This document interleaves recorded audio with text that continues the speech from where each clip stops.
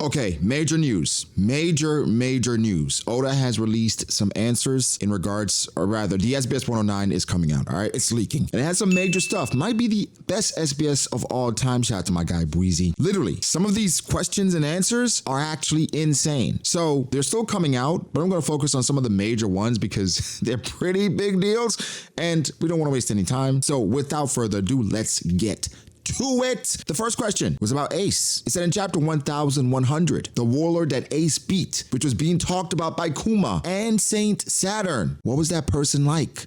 Mind you, we hadn't gotten any hints really in regards to this warlord. The only warlord we had gotten hints about was basically the warlord that took Zephyr's arm, right? People assumed it was Doflamingo. There were speculations about Weevil. Now people just went out and asked, yo, who was the warlord that Ace beat? Oda freaking answered. And he said, he looks like this. And he gave us an illustration of, I'm not gonna lie, a fire design, right?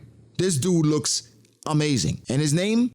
Hanafuda. And his hobby is collecting ancient Zoan devil fruits. Oda goes on to say, on what he's scheming behind this remains unknown up to now. His height is 514 centimeters, and his other name is King of Lizards. To put his height into perspective, he's around as tall as Katakuri, who's 509 centimeters, so he is enormous. Oh, I forgot to mention, this was by @PewPiece on Twitter. Shout out to PewPiece. And then the translations were done by @TheWillOfMarco. So shout out to those two individuals, two entities, for getting this done and getting this to us. But yeah, we got the reveal of Hanafuda, whose hobby is collecting ancient Zoan devil fruits. So I have a few things. First off, we got Moria instead of this. And I don't want to shit on Moria because Moria is a cool character, but man, Hanafuda looks insane. And collecting ancient Zoan devil fruits, I wonder, right? Because when somebody specifically goes after Zoan devil fruits, it's either they are primitive, right? And they have a specific goal, considering how much easier Zoan devil fruits can be manipulated. Does he know anything about the awakening of Zoan devil fruits, right? About it being fed weapons? Because looking at Hanafuda, he has multiple weapons. He looks like Kid's dad with like having a metal arm and stuff like that. So it's like, was he trying to feed the different weapons he has Zoan fruits? Or you wonder about these things considering just how versatile in regards to manipulation Zoan devil fruits seem to be. But I get it now. Ace was pulling up on Kaido like it was no problem considering, hey, we got somebody else that was collecting ancient Zoan devil fruits and he already beat him. So he's like, I'm not worried about him. I already beat him. Or somebody like him. So this was fantastic, revealing Hanafuda being a former warlord. I would like at some point for Oda to just show us all the former warlords, just all the affiliates of the world government. Just give us everything, right? Just give me everything. Sounds crazy, but y'all know what I mean. You know, I realize with Ace, a lot of people like downing him because he's not considered a very strong opponent considering the circumstances in which he died, the people he interacted with, and how he went out. But based on the feats just coming out post his death, the Ace novel, just talking about him having hockey before he died, how he took down a warlord a year into his journey, he was similar to Luffy, but he was doing incredible things without the MC tax, right? So if not anything, we need to start giving Ace his props. Taking down somebody that looks like this, now this isn't a testament to somebody's strength, but I feel the aura a little bit. Give Ace his just due. But speaking of Ace, and I'm not talking about the blade, but I will shortly, the next major thing we're going to cover, and this is one that's a bit weird for me. Not weird, but I have strong thoughts about it considering how it's been handled. And this is the question about Fujitora's rank, or rather, the rank of Fujitora's sword.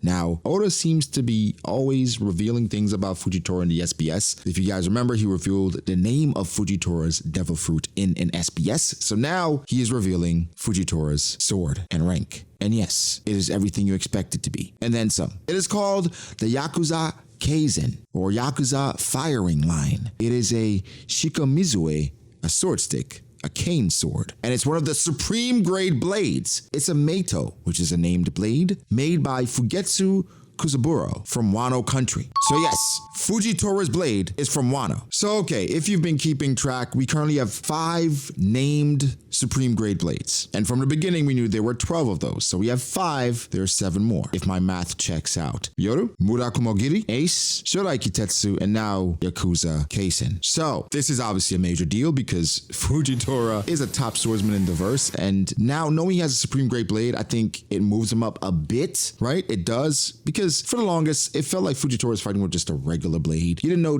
or rather, maybe a great grade. You presume supreme grade, but I'm gonna say this. You would think it's something that would be mentioned considering that we met Fujitora, Zoro met Fujitora, and these things weren't covered.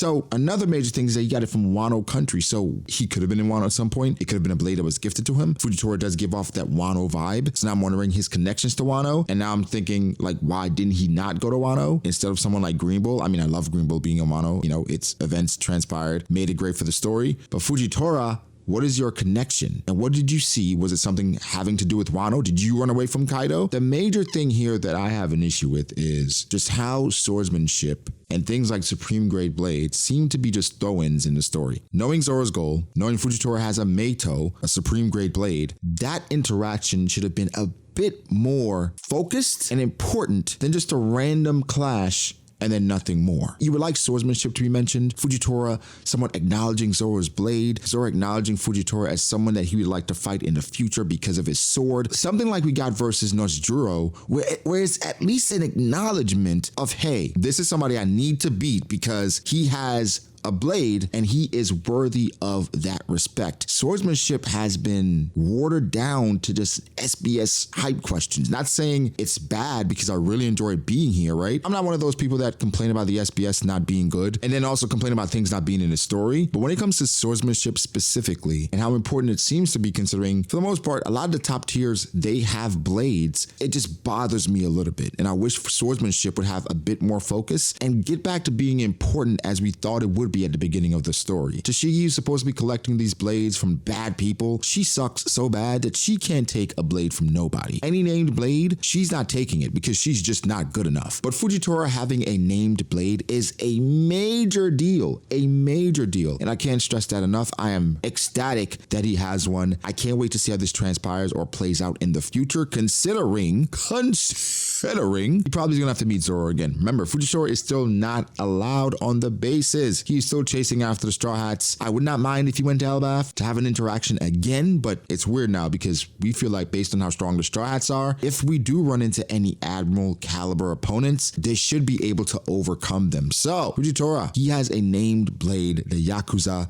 Kaizen, and that's a big deal. I really appreciate Oda answering this question along with the Ace Warlord question. And there's even stuff about Shiki as well that we're going to get into really quickly. But I really wanted to get my thoughts out about this just because I'm seeing a positive reaction to it, and it is positive, but it makes me think more about the story and how it's impacted the story. Just, man, like swordsmanship, I guess, isn't going to matter as much. Here's how it feels to me at this point. Swordsmanship feels like a path that one person is on. It's a road less traveled, which doesn't necessarily minimize the impact of Mihawk being the world's greatest swordsman or having a black blade, because I think it's one of the best feats in the story, but it does make you look at it like, okay, well, who else is on this journey? Who else is craving this title? Doesn't matter, Oda. If it doesn't matter to you, it's not going to matter to the audience, and that's how it's being treated. More stuff later or tomorrow. I want to get those thoughts out. Leave your thoughts below. How do you feel about the Warlord thing? How do you feel about the swordsmanship thing? Major news, but I have my qualms. So yeah, like the video, subscribe, let me know what you think. I'll catch you in the next one. Peace.